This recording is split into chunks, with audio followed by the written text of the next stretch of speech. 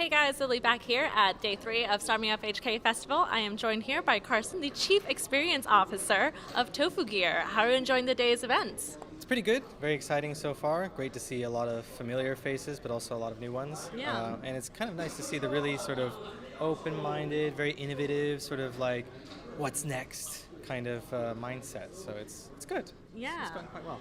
So you took to the stage to talk a little bit about some of the more interesting applications of blockchain in the retail space, right? Can you share with our online audience then what some of your insights and suggestions are?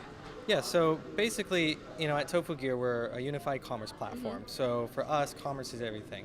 And so we take a very deep concern about understanding your consumers, our clients' consumers. We take a very careful approach to looking at how the industry is reacting to changes.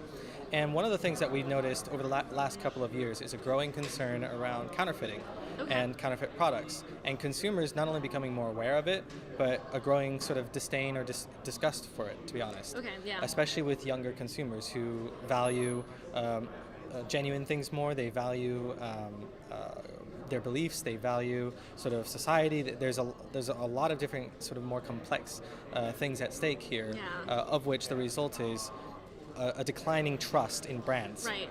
People just expect more from their brands than just stuff, right? Yes.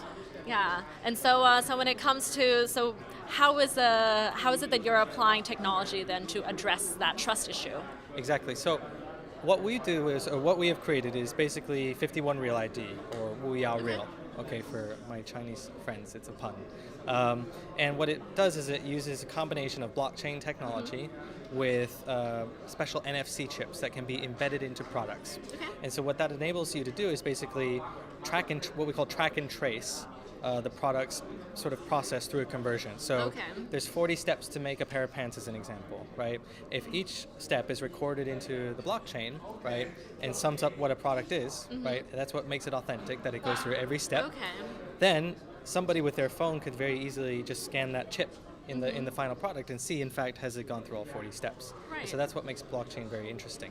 Right, so you're using blockchain to sort of validate the supply chain, ensure authenticity, and just let the consumer get a little bit more info about what it is they're purchasing, right? Exactly. Yeah. All right. So that's very cool. Did you come from a blockchain background, or how did you come to be involved in this? Not at all. Actually, my background and experience is mostly in customer experience design. Okay. So I spent a lot of time with CEOs, with MDs, thinking strategically about what really is a customer experience. First of all, sometimes that's step one. Right. But then also how to create customer experiences and how to merge technology, because we've gotten into this very sort of cyclical situation now in today's industry world, where a lot of retailers are going out and just grabbing technologies and slapping them in their business without really thinking about the implications. So the technology has become sort of the product of everything, whereas the product should really be the customer experience. Technology is just a means. So my job is to help educate and explain and come up with the solutions that are actually geared towards the customer and customer centricity. Yeah. So do you have a goal then for 2019, something that you want to add to the customer experience? Oh, that's a good question. I think better, I don't want to say more, because a lot of people, they'll say, yeah, more personalization, right?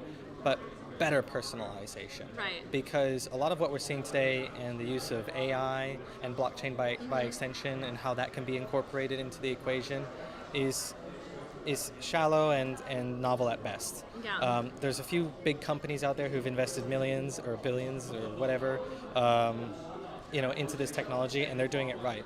But other companies, your average retailer, doesn't have those means. Yeah. And so to see better solutions out there that are enabling better personalization that customers can actually enjoy, like they actually like it, and they go, oh, this is actually kind of nice.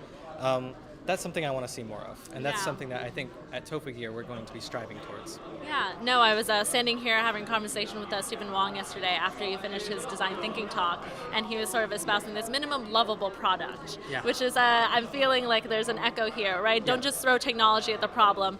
Don't just give people features because you can, but really take some time to be thoughtful about the experience and sort of build some sort of connection there, maybe, right? Yeah, no, exactly, and it's that understanding, and again, that real knowledge about customer and what they actually want, because not all customers are the same.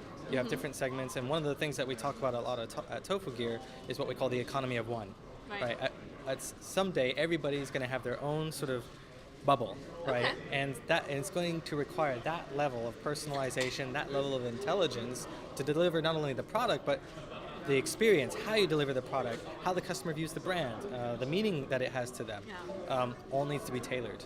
And this is something that, again, we're focusing very heavily on. All right, there's some really good food for thought. So thank you so much for making time to share this with us, Carson. And enjoy the rest of the conference. And Thank you very much.